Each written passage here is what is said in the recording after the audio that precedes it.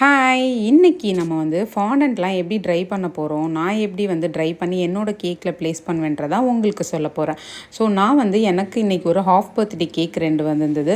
So அதுக்கு தேவையான fondant எல்லாத்தையுமே ரெடி பண்ணிவிட்டு இந்த மாதிரி ஒரு ஷீட்டில் வச்சு நம்ம எதையுமே வந்து ஒன்றோட ஒன்று ஒட்டாத அளவுக்கு நம்ம தனித்தனியாக செப்ரேட் பண்ணி தான் வைக்கணும். அதுக்கு இடையில பார்த்திங்கன்னா நம்மளோட ஓடிஜே ஒரு 8 மினிட்ஸ்க்காவது மினிமம் நம்ம வந்து அதை ப்ரீ ஹீட் பண்ணிக்கணும். ப்ரீ ஹீட் பண்ணதுக்கப்புறமா கம்ப்ளீட்டாக வந்து ஓடிஜி ஸ்விட்சை ஆஃப் பண்ணிவிடுங்க. அந்த ஹீட்டில் வந்து இந்த ட்ரேவை நம்ம ப்ளேஸ் பண்ணி அகெயின் ஒரு 10 மினிட்ஸ் ஓடிஜிக்குள்ளே இருந்தாலே போதும். இந்த ஃபாண்டன்ட் எல்லாமே ட்ரை ஆகிடும். அதுக்கப்புறம் எடுத்து நம்ம கொஞ்சம் கூல் பண்ணிவிட்டு நம்மளோட கேக்கில் சூப்பராகவே ப்ளேஸ் பண்ணிக்கலாம். ஸோ இதில் பார்த்திங்கன்னா ஒரு ஃபாண்டன்ட்டையுமே நான் வந்து எப்பயுமே சாக்லேட் மெல்ட் பண்ணி அதை வந்து கொஞ்சமாக ஸ்டிக் பண்ணி தான் கேக்கில் ப்ளேஸ் பண்ணுவேன்.